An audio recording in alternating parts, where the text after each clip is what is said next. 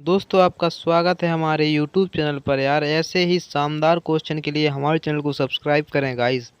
Bell icon पर भी press कर लें। वैदिक सभ्यता से संबंधित यह वीडियो दोस्तों हमारा पार्ट 2 है। अगर आपने दोस्तों इसका पार्ट 1 ना देखा हो तो प्लेलिस्ट में जाकर जरूर देख लें। हम आपके लिए दोस्तों वही क्वेश्चन लेकर आते हैं जो एग्जाम में आ चुके होते हैं या फिर इनके एग्जाम में बार बार आने की संभावना होती है। अगर आपने दोस्तों चैनल को लाइक शेयर एंड सब्सक्राइब ना किया हो तो कृपया कर लें। चलिए दोस्तों आज का पहला टॉप क्वेश्चन देख लेते हैं। ऋग्वेद के रचनाकार कौन है? आपके लिए ऑप्शन है विश्वकर्मा, धन्वंतरि, विश्वामित्र या फिर भरत मुनि। चलिए इसका आंसर देखते हैं। ऋग्वेद के रचनाकार विश्वकर्मा को माना जाता है। वेरी मोस्ट क्वेश्चन है दोस्तों, ध्यान रखना है। ऋग्वेद के रचनाकार विश्वकर्मा को माना जाता है। जबकि दोस्तों ऋग्वेद के तीसरे मंडल में हमें गायत्री मंत्र का उल्लेख मिलता है, जबकि ऋग्वेद को प्राचीन वेद के नाम से भी जाना जाता है। वेरी मोस्ट इंपॉर्टेंट क्वेश्चन था। अगर आपने दोस्तों चैनल को लाइक ना किया हो तो कर लें। चलिए दोस्तों अगला टॉप क्वेश्चन देखते हैं। उत्तर वैदिक संस्कृति का काल किसे माना जाता है? चलिए इसका आंसर देखते हैं। उत्तर वैदिक संस्कृति का जो समय है वह मुख्यतः 1000 से 600 ईसा पूर्व माना जाता है।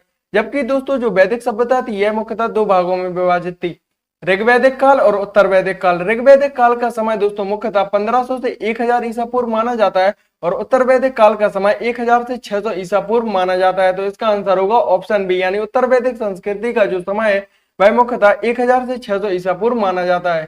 चलिए दोस्तों अगला टॉप क्वेश्चन देखते हैं। आर्य शब्द का शाब्दिक अर्थ क्या है? आपके लिए ऑप्शन है वीर या योद्धा, श्रेष्ठ या कुलीन, यज्ञकर्ता या पुरोहित या फिर विद्वान। चलिए इसका आंसर देखते हैं। आर्य शब्द का जो शाब्दिक अर्थ है वह दोस्तों श्रेष्ठ या कुलीन वर्ग से संबंधित होता है। वेरी मोस्ट क्वेश्चन था आपके हर एक एग्जाम के लिए।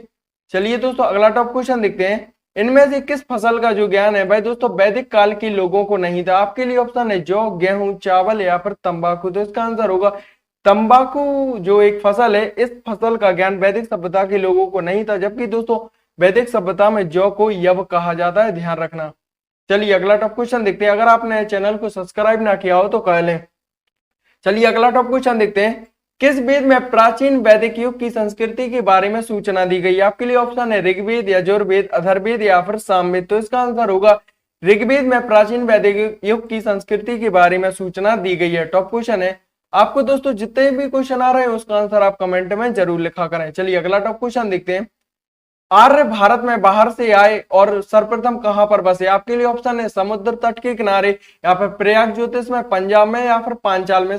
तो इसका आंसर होगा आर्य ज्योति भारत में पंजाब और अफगानिस्तान में इन्होंने अपना डेरा बसाया था। चलिए दोस्तों अगला टॉप क्वेश्चन देखते हैं। वेरी मोस्ट क्वेश्चन है यह। कौन से तीन वेद संयुक्त रूप से त्रयी या फिर वेद त्रयी कहलाते हैं? चलिए इसका आंसर देखते हैं। वेद त्रयी के रूप में दोस्तों यजुर्वेद, सामवेद और अथर्ववेद को माना गया है। दोस्तों इस क्वेश्चन को हर एक एग्जाम में बार बार पूछा जाता है। चलिए इस क्वेश्चन को रिपीट करते हैं। किस वेद को त्रयी या फिर वेद त्रयी के नाम से जाना जाता है? तो इसका आंसर होगा यजुर्वेद, सामवेद और अथर्ववेद को त्रयी या फिर वेद त्रयी के नाम से जाना जाता है। जबकि दोस्तों वेद त्रयी में ध्यान रखना है हमें ऋग्वेद को शामिल नहीं किया गया है। वेरी मोस्ट क्वेश्चन था आपके हर एक एग्जाम के लिए। चलिए दोस्तों अगला टॉप क्वेश्चन देखते हैं। भारत के राज्य चिन्ह में प्रयुक्त होने वाले सत्यमेव जयते को हमने कहां से ग्रहण किया? तो इसका आंसर होगा सत्यमेव जयते को जो है दोस्तों वह हमने मुंडक उपनिषद से इसे ग्रहण किया है। वेरी मोस्ट क्वेश्चन है दोस्तों, हमें ध्यान रखना है सत्यमेव जयते को हमने मुंडक उपनिषद से ग्रहण किया है। चलिए दोस्तों अगला टॉप क्वेश्चन देखते हैं। भारतीय संगीत का आदि ग्रंथ किसे कहा जाता है? आपके लिए ऑप्शन है ऋग्वेद को, उपनिषद को, यजुर्वेद को या फिर सामवेद को। तो इसका आंसर होगा भारतीय संगीत का आदि ग्रंथ सामवेद को कहा जाता है। जबकि सामवेद को दोस्तों भारतीय संगीत का जनक भी कहा जाता है। चलिए दोस्तों अगला टॉप क्वेश्चन देखते हैं। ऋग्वेद में संपत्ति का प्रमुख रूप क्या माना जाता है? आपके लिए ऑप्शन है गोधन को, भूमि को, ए और बी दोनों या फिर इनमें से कोई नहीं। तो इसका आंसर होगा ऋग्वेद में जो संपत्ति का प्रमुख स्वरूप है वह गोधन या फिर गाय को माना जाता है। चलिए दोस्तों अगला टॉप क्वेश्चन देखते हैं। ऋग्वेद के किस मंडल में शूद्र का उल्लेख पहली बार मिलता है? आपके लिए ऑप्शन है 7वें मंडल में, 8वें मंडल में, 9वें या फिर 10वें मंडल में। तो इसका आंसर होगा 10वें मंडल में हमें शूद्र का उल्लेख मिलता है। जबकि दोस्तों 10वें मंडल में जो है वह वर्ण व्यवस्था का भी वर्णन मिलता है। जबकि वर्ण व्यवस्था को मुख्यतः 4 भागों में बांटा गया है, ब्राह्मण, क्षत्रिय, वैश्य, शूद्र। चलिए दोस्तों अगला टॉप क्वेश्चन देखते हैं। अगर आपने दोस्तों चैनल को लाइक ना किया हो तो कर लें। चलिए अगला टॉप क्वेश्चन देखते हैं। ऋग्वेद का कौन सा मंडल जो है वह पूर्णतः सौम्य देवता को समर्पित है? आपके लिए ऑप्शन है 7वां मंडल, 8वां मंडल, नौवां मंडल या फिर 10वां मंडल? तो इसका आंसर होगा ऋग्वेद का जो दोस्तों 9वां मंडल है यह सोम देवता को समर्पित माना जाता है। चलिए दोस्तों अगला टॉप क्वेश्चन देख लेते हैं। प्रसिद्ध 10 राजाओं का युद्ध यानी जो 10 राज्य युद्ध है यह किस नदी के तट पर लड़ा गया था? आपके लिए ऑप्शन है गंगा नदी के किनारे, ब्रह्मपुत्र नदी के किनारे, कावेरी या फिर परुशड़ी नदी के किनारे। तो इसका आंसर होगा जो 10 राज्य युद्ध है यह मुख्यतः परुशड़ी नदी के किनारे लड़ा गया था। जबकि दोस्तों परुशड़ी नदी को रावी नदी के नाम से भी जाना जाता है। जबकि दोस्तों जो 10 राज्य का युद्ध है यह मुख्यतः 10 राजाओं के बीच लड़ा गया था। चलिए अगला टॉप क्वेश्चन देख लेते हैं। 800 ईसा पूर्व से 600 ईसा पूर्व का जो काल है वह मुख्यतः किस युग के नाम से जाना जाता है? आपके लिए ऑप्शन है ब्राह्मण युग, सूत्र युग, रामायण युग या फिर महाभारत युग। तो इसका आंसर होगा 800 ईसा पूर्व से जो 600 ईसा पूर्व का काल है यह मुख्यतः ब्राह्मण युग के नाम से भी जाना जाता है। चलिए अगला टॉप क्वेश्चन देखते हैं। गायत्री मंत्र यह मुख्यतः देवी सावित्री को समर्पित है। जबकि गायत्री मंत्र का वर्णन किस पुस्तक में मिलता है? आपके लिए ऑप्शन है ऋग्वेद, यजुर्वेद, उपनिषद या फिर भगवत गीता में। तो इसका आंसर होगा गायत्री मंत्र का उल्लेख ऋग्वेद की 3री मंडल के तहत ऋग्वेद में मिलता है। चलिए दोस्तों अगला टॉप क्वेश्चन देखते हैं। वेरी मोस्ट क्वेश्चन है आपके हर एक एग्जाम के लिए। प्रथम विधि निर्माता किसे कहा जाता है? आपके लिए ऑप्शन है मनु को, चाणक्य को, चंद्रगुप्त को या फिर सेल्यूकस को। तो इसका आंसर होगा प्रथम विधि निर्माता मनु को कहा जाता है। जबकि दोस्तों संसार का प्रथम व्यक्ति भी मनु को कहा जाता है। चलिए अगला टॉप क्वेश्चन देखते हैं। चरक संहिता नामक पुस्तक किस विषय से संबंधित है? आपके लिए ऑप्शन है अर्थशास्त्र, राजनीति, चिकित्सा या फिर धर्म। तो इसका आंसर होगा चरक संहिता जो नामक पुस्तक है यह मुख्यतः चिकित्सा से संबंधित है। अगर आपने दोस्तों चैनल को लाइक, शेयर एंड सब्सक्राइब ना किया हो तो कर लें। चलिए अगला टॉप क्वेश्चन देखते हैं। यज्ञ संबंधी विधि विधानों का जो पता है हमें मुख्यतः किस वेद से पता चलता है? आपके लिए ऑप्शन है ऋग्वेद से, सामवेद से, ब्राह्मण ग्रंथों से या फिर यजुर्वेद से। तो इसका आंसर होगा यज्ञ संबंधी जो विधि विधानों का वर्णन है यह मुख्यतः हमें यजुर्वेद से पता चलता है। जबकि ऋग्वेद से हमें वेदों का पता चलता है और सामवेद से हमें संगीत के बारे में पता चलता है। चलिए दोस्तों अगला टॉप क्वेश्चन देख लेते हैं। आरंभिक वैदिक साहित्य में सर्वाधिक वर्णित नदी किसे माना जाता है? आपके लिए ऑप्शन है सिंधु नदी को, शतुद्री नदी को, सरस्वती या फिर गंगा नदी को। तो इसका आंसर होगा आरंभिक वैदिक साहित्य में जो सर्वाधिक वर्णित या फिर जो पवित्र नदी है यह मुख्यतः सिंधु नदी को माना जाता है। वेरी मोस्ट क्वेश्चन था। चलिए अगला टॉप क्वेश्चन देखते हैं। निम्न में से किस वैदिक साहित्य में वर्ण प्रणाली जो है वह चर्चा में की गई है? आपके लिए ऑप्शन है ऋग्वेद में, सामवेद में, यजुर्वेद में या फिर अथर्ववेद में। तो वर्ण प्रणाली के बारे में दोस्तों ऋग्वेद के 10वें मंडल में बताया गया है। जबकि दोस्तों ऋग्वेद के 10वें मंडल में वर्ण व्यवस्था को जो है मुख्यतः 4 भागों में बांटा गया। चलिए देखते हैं जैसे कि ब्राह्मण, क्षत्रिय, वैश्य और शूद्र। चलिए दोस्तों अगला टॉप क्वेश्चन देखते हैं। अगर आपने चैनल को लाइक ना किया हो तो कर लें। निम्न में से कौन से वेद को दोस्तों कौन सा वेद जो है वह वेद त्रयी का भाग नहीं है? आपके लिए ऑप्शन है ऋग्वेद, यजुर्वेद, सामवेद, अथर्ववेद। तो इसका आंसर होगा ऋग्वेद। दोस्तों त्रयी या फिर वेद त्रयी में ऋग्वेद को शामिल नहीं किया गया। जबकि दोस्तों वेद त्रयी में यजुर्वेद, सामवेद और अथर्ववेद को शामिल किया गया। ध्यान रखना, वेरी मोस्ट क्वेश्चन था। चलिए अगला टॉप क्वेश्चन देखते हैं। निम्न में से किस वेद में जादू, चमत्कार तथा मंत्रों का वर्णन किया गया? तो इसका आंसर होगा अथर्ववेद में। अथर्ववेद में दोस्तों जादू, टोना टोटका, वशीकरण तथा औषधियों का वर्णन मिलता है। जबकि दोस्तों हमें ऋग्वेद में वेदों का वर्णन मिलता है, सामवेद में संगीतों का वर्णन मिलता है, जबकि यजुर्वेद में हमें यज्ञों के बारे में जानकारी प्राप्त होती है। चलिए दोस्तों अगला टॉप क्वेश्चन देखते हैं। तमसोमा ज्योतिर्गमय का जो वर्णन है यह मुख्यतः हमें कहां से मिलता है? महाकाव्यों से, उपनिषदों से, पुराणों से या फिर षड दर्शन से या फिर इनमें से कोई नहीं। तो इसका आंसर होगा तमसोमा ज्योतिर्गमय का जो वर्णन है यह मुख्यतः दोस्तों हमें उपनिषद से मिलता है। जबकि दोस्तों उपनिषद की जो मूलतः संख्या है वह मुख्यतः 108 मानी जाती है। जबकि दोस्तों उपनिषदों को वेदांगों के नाम से भी जाना जाता है। वेरी मोस्ट क्वेश्चन है आपके हर एक एग्जाम के लिए। चलिए दोस्तों अगला टॉप क्वेश्चन देख लेते हैं। भारतीय संस्कृति के अंतर्गत ऋत शब्द का मुख्यतः अर्थ क्या माना जाता है? आपके लिए ऑप्शन है कृत्रिम नियम, प्राकृतिक नियम, मानवीय नियम या फिर सामाजिक नियम। तो इसका आंसर होगा भारतीय संस्कृति के अंतर्गत जो ऋत शब्द का अर्थ है वह मुख्यतः प्राकृतिक नियम से संबंधित होता है। चलिए दोस्तों अगला टॉप क्वेश्चन देखते हैं। वैदिक काल में बलि शब्द का मुख्यतः अर्थ किससे संबंधित होता है? आपके लिए ऑप्शन है बैल से, बलिदान से, आनुवांशिक से या फिर प्रजा द्वारा शासक को दी गई भेंट से। तो इसका आंसर होगा वैदिक काल में बलि शब्द का जो अर्थ है वह प्रजा द्वारा शासक को दी गई भेंट से संबंधित होता है। जबकि वैदिक काल में जो बलि है यह मुख्यतः कर से संबंधित होता था। चलिए दोस्तों अगला टॉप क्वेश्चन देखते हैं। सर्वप्रथम स्तूप शब्द का जो वर्णन है वह मुख्यतः कहाँ पर मिलता है? आपके लिए ऑप्शन है जातक कथाओं में, ऋग्वेद में, अर्थशास्त्रों में या फिर अष्टाध्यायी में। तो इसका आंसर होगा सर्वप्रथम जो स्तूप शब्द का वर्णन है वह हमें ऋग्वेद में मिलता है। वेरी मोस्ट क्वेश्चन है आपके हर एक एग्जाम के लिए। अगर आपने दोस्तों चैनल को लाइक शेयर एंड सब्सक्राइब ना किया हो तो कर ले। चलिए अगला टॉप क्वेश्चन देखते हैं।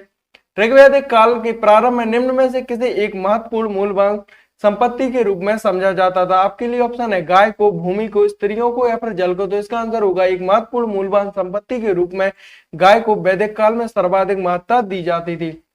चलिए दोस्तों अगला टॉप क्वेश्चन देखते हैं।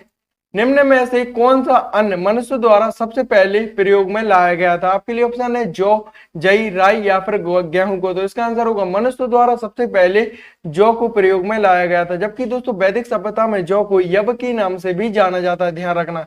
चलिए दोस्तों अगर अगला टॉप क्वेश्चन देखते हैं। पूर्व वैदिक आर्यों का धर्म प्रमुख कौन सा है? तो आपके लिए ऑप्शन है मूर्ति पूजा और यज्ञ भक्ति या फिर प्रकृति पूजा और योग। अगला ऑप्शन है प्रकृति पूजा और भक्ति। तो पूर्व वैदिक आर्यों का जो प्रमुख धर्म है वह मुख्यतः प्रकृति पूजा और भक्ति को माना जाता है। चलिए दोस्तों अगर आपको सेशन अच्छा लग रहा हो तो एक लाइक जरूर करें। चलिए अगला टॉप क्वेश्चन देखते हैं। ऋग्वेद में सर्वाधिक संख्या में जो मंत्र हैं वह किस में सम्मिलित है? वरुण से संबंधित है या फिर अग्नि से या फिर विष्णु से या फिर यम से? तो ऋग्वेद में जो सर्वाधिक संख्या में मंत्र है वह अग्नि के बारे में बताते हैं। सर्वाधिक जो मंत्र है वह अग्नि से संबंधित है। चलिए दोस्तों अगला टॉप क्वेश्चन देखते हैं।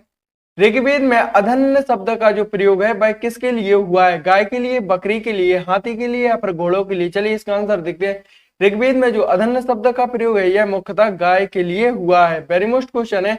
हम दोस्तों आपके लिए वही क्वेश्चन लेकर आते हैं जो हमेशा एग्जाम में आ चुके होते हैं या फिर इनके एग्जाम में बहुत ही ज्यादा आने की संभावना होती है। चलिए अगला टॉप क्वेश्चन देखते हैं। ऋग्वेद में चलिए दोस्तों अगला टॉप क्वेश्चन देखते हैं। ऋग्वेद में ऋचाएं या फिर जो मंत्रों की संख्या है वह मुख्यतः कितनी है? चलिए ऑप्शन देख लेते हैं। 1017, 1028, 1128 या फिर 1020। चलिए इसका आंसर देखते हैं। ऋग्वेद में जो मंत्रों की संख्या है वह मुख्यतः 1028 निर्धारित की गई है। चलिए दोस्तों अगला टॉप क्वेश्चन देख लेते हैं। निम्न चार वेदों में से किस एक में जादुई माया और वशीकरण का वर्णन मिलता है? आपके लिए ऑप्शन है यजुर्वेद में, ऋग्वेद में, अथर्ववेद में या फिर सामवेद में। चलिए इसका आंसर देखते हैं।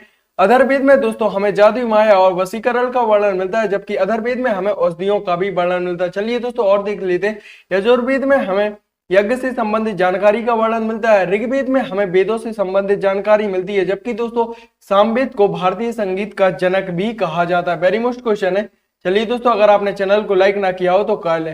प्रसिद्ध दशराग युद्ध यानी जो 10 राजाओं का युद्ध है भाई किस वेद में इसका उल्लेख मिलता है? आपके लिए ऑप्शन है यजुर्वेद में, ऋग्वेद में, सामवेद में या फिर उपयुक्त में से कोई नहीं। तो इसका आंसर होगा दशराग युद्ध यानी जो 10 राजाओं के युद्ध का वर्णन है यह मुख्यतः ऋग्वेद के 7वें मंडल में दोस्तों इसका वर्णन मिलता है। हम आपके लिए दोस्तों जो क्वेश्चन लाते हैं वह क्वेश्चन आपके एग्जाम के तहत बहुत ही ज्यादा महत्वपूर्ण साबित होते हैं।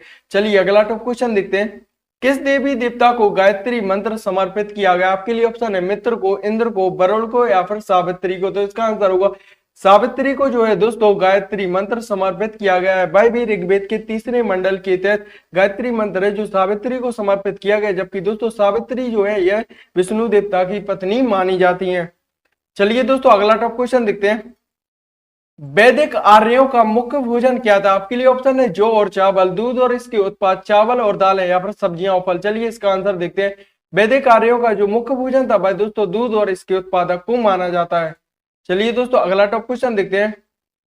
वैदिक युग में राजा रानी जनता से जो कर वसूल करते थे उसे मुख्यतः किस नाम से जाना जाता था? आपके लिए ऑप्शन है बलि, विद्य, बर्मन या फिर कर। तो इसका आंसर होगा वैदिक युग में राजा रानी जनता से जो भी कर वसूल करते थे उसे बलि के नाम से जाना जाता था। वेरी मोस्ट क्वेश्चन है आपके हर एक एग्जाम के लिए। अगर आपने दोस्तों चैनल को सब्सक्राइब ना किया हो तो कृपया कर लें। चलिए अगला टॉप क्वेश्चन देखते हैं। 16 महाजनपदों का उल्लेख किसमें है? आपके लिए ऑप्शन है रामायण में, महाभारत में, अंगुत्तर निकाय में या फिर ललित विस्तार में। दोस्तों इस क्वेश्चन को हर एक एग्जाम में कई बार पूछा गया है। इस क्वेश्चन को एक प्रकार से कहे तो रट लेना है। जो 16 महाजनपदों का जल उल्लेख है वह मुख्यतः अंगुत्तर निकाय में मिलता है। वेरी मोस्ट क्वेश्चन है हर एक एग्जाम की दृष्टि से। चलिए अगला टॉप क्वेश्चन देखते हैं।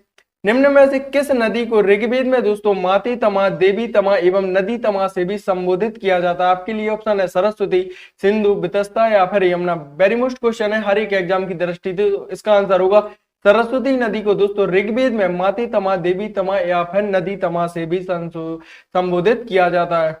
चलिए दोस्तों अगला टॉप क्वेश्चन देखते हैं। वेरी मोस्ट क्वेश्चन है, कौशल शब्द का जो प्रयोग है वह वैदिक सभ्यता में किसके लिए किया जाता है? आपके लिए ऑप्शन है सन के लिए, कपास के लिए, रेशम के लिए या फिर ऊन के लिए। तो इसका आंसर होगा कौशल शब्द का जो प्रयोग है वैदिक सभ्यता में वह रेशम के लिए किया जाता है। आपको दोस्तों जितने भी क्वेश्चन आ रहे हैं उसका आंसर आप कमेंट में जरूर लिखना। चलिए अगला टॉप क्वेश्चन देखते हैं।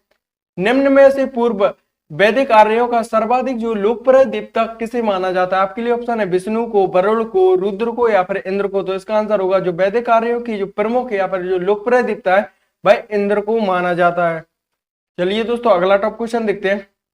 वेरी मोस्ट क्वेश्चन है एग्जाम की दृष्टि से, ऋग्वेद की मूल लिपि क्या मानी जाती है? आपके लिए ऑप्शन है खरोष्टी, देवनागरी, पाली, ब्राह्मी। तो ऋग्वेद की जो मूल लिपि है वह ब्राह्मी को माना जाता है। टॉप क्वेश्चन दो। चलिए अगला टॉप क्वेश्चन देखते हैं।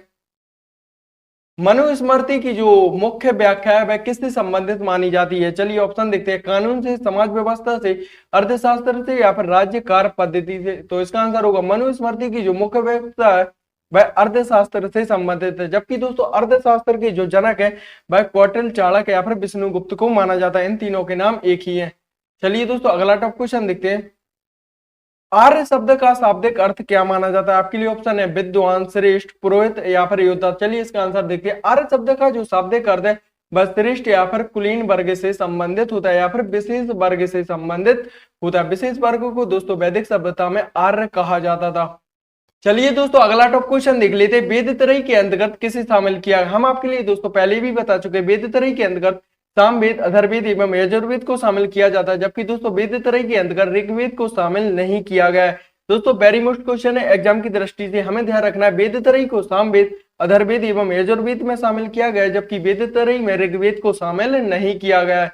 चलिए दोस्तों आपको जितने भी क्वेश्चन के आंसर आते हैं उसका आंसर आप कमेंट में जरूर लिखा करें। चलिए अगला टॉप क्वेश्चन देखते हैं। ऋग्वेद का सर्वाधिक लोकप्रिय छंद किसे माना जाता है? आपके लिए ऑप्शन है अनुष्टुप को, गायत्री को, त्रिष्टुप को या फिर जागती को। तो इसका आंसर होगा ऋग्वेद का सर्वाधिक लोकप्रिय छंद गायत्री को माना जाता है। जबकि दोस्तों गायत्री का वर्ण ऋग्वेद के तीसरे मंडल में मिलता है। जबकि दोस्तों जो गायत्री मंत्र है सावित्री को समर्पित माना जाता है। चलिए दोस्तों अगला टॉप क्वेश्चन देख लेते हैं। वेरी मोस्ट क्वेश्चन था एग्जाम की दृष्टि से। चलिए अगला टॉप क्वेश्चन देखते हैं। गायत्री मंत्र की रचना किसने की थी? आपके लिए ऑप्शन है विश्वामित्र ने, वशिष्ठ ने, इंद्र ने या फिर परीक्षित ने। चलिए इसका आंसर देखते हैं। गायत्री मंत्र की जो रचना है वह विश्वामित्र ने की थी। जबकि दोस्तों गायत्री मंत्र का वर्णन ऋग्वेद के तीसरे मंडल में मिलता है। चलिए अगला टॉप क्वेश्चन देखते हैं। अयोध्या का उल्लेख सर्वप्रथम कहां पर मिलता है? आपके लिए ऑप्शन है अथर्ववेद में, ऋग्वेद में, रामायण में या फिर महाभारत में। तो अयोध्या का जो उल्लेख है वह सर्वप्रथम ऋग्वेद में मिलता है। जबकि दोस्तों ऋग्वेद से जो है हमें वेदों का ज्ञान मिलता है। चलिए दोस्तों अगला टॉप क्वेश्चन देखते हैं। गोत्र शब्द का प्रयोग सर्वप्रथम कहां पर हुआ था? आपके लिए ऑप्शन है ऋग्वेद में, अथर्ववेद में, सामवेद में, यजुर्वेद में। तो जो हमें बचपन से गोत्र की प्राप्ति होती है उसका वर्णन दोस्तों सर्वप्रथम ऋग्वेद में मिला था। चलिए अगला टॉप क्वेश्चन देखते हैं। निम्न में से कौन सा वेद ऐसा है जो गद्य और पद्य दोनों में लिखा जाता है? आपके लिए ऑप्शन है सामवेद, ऋग्वेद, यजुर्वेद, अथर्ववेद। तो इसका आंसर होगा यजुर्वेद को जो है दोस्तों गद्य तथा पद्य दोनों में लिखा जाता है। चलिए दोस्तों अगला टॉप क्वेश्चन देखते हैं। एकलव्य किस गुरु के प्रमुख शिशु थे? आपके लिए ऑप्शन है परशुराम के, भीष्म के, बलराम के या फिर द्रोणाचार्य के। तो इसका आंसर होगा एकलव्य जो है यह द्रोणाचार्य के प्रमुख तथा मुख्य शिशु माने गए हैं।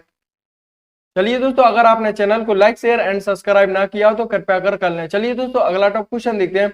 मूर्ति पूजा का जो प्रारंभ है वह किस काल से माना जाता है? चलिए ऑप्शन देख लेते हैं। उत्तर वैदिक काल से, पूर्व आर्य काल से, मौर्य काल से या फिर कुषाण काल से। तो इसका आंसर होगा मूर्ति पूजा का जो प्रारंभ है वह पूर्व आर्य काल से माना जाता है। जबकि दोस्तों हमें ध्यान रखना है जो वैदिक सभ्यता थी यह मुख्यतः दो भागों में विभाजित थी, ऋग्वैदिक काल और उत्तर वैदिक काल। चलिए दोस्तों अगला टॉप क्वेश्चन देखते हैं। भाग और बलि क्या थी? तो दोस्तों वैदिक काल के समय जो भाग और बलि थे यह मुख्यतः राजस्व के साधन माना जाता है। यानी भाग और बलि वैदिक सभ्यता में यह मुख्यतः एक कर के रूप में इन्हें जाना जाता है। टॉप क्वेश्चन था। चलिए अगला क्वेश्चन देखते हैं। ऋग्वैदिक काल में जनता निम्न में से मुख्यतः किसमें विश्वास करती थी? आपके लिए ऑप्शन है एकेश्वरवाद में, मूर्ति पूजा में, देवी पूजा में, बलि एवं कर्मकांड में। तो इसका आंसर होगा ऋग्वैदिक काल में जो जनता है वह मुख्यतः बलि एवं कर्म कांड में विश्वास रखती थी। जबकि तो जो बलि है यह मुख्यतः वैदिक सभ्यता के एक कर के रूप में इसे जाना जाता था। चलिए दोस्तों अगला टॉप क्वेश्चन देख लेते हैं। वैदिक युग में प्रचलित लोकप्रिय शासन प्रणाली क्या कहलाती है? प्रजातंत्र, निरंकुश, गणतंत्र या फिर वंश परंपरागत राजतंत्र। तो इसका आंसर होगा वैदिक युग में जो प्रचलित लोकप्रिय शासन प्रणाली है वह वंश परंपरागत राजतंत्र के नाम से भी इसे जाना जाता है। टॉप क्वेश्चन था। चलिए दोस्तों अगला टॉप क्वेश्चन देखते हैं। उपनिषदों को मुख्यतः क्या कहा जाता है? आपके लिए ऑप्शन है धर्मशास्त्र, वेदांत, पुराण या फिर ब्राह्मण ग्रंथ। चलिए इसका आंसर देखते हैं। उपनिषदों को दोस्तों वेदांत या फिर वेदांग के नाम से जाना जाता है, जबकि दोस्तों उपनिषद तथा जो वेदांग की संख्या है वह मुख्यतः 108 मानी गई। अगर आपने दोस्तों चैनल को लाइक शेयर एंड सब्सक्राइब ना किया हो तो कृपया कर ले। हम आपके लिए दोस्तों कंपटीशन से संबंधित ऐसी ही महत्वपूर्ण वीडियो लाते रहेंगे और आपकी तैयारी बेस्ट तरीके से करवाते रहेंगे। अगर आपने दोस्तों रीजनिंग गुरु मिश्रा जी के चैनल को सब्सक्राइब ना किया हो तो एक बार जरूर कर ले, कृपया कर ले। धन्यवाद दोस्तों।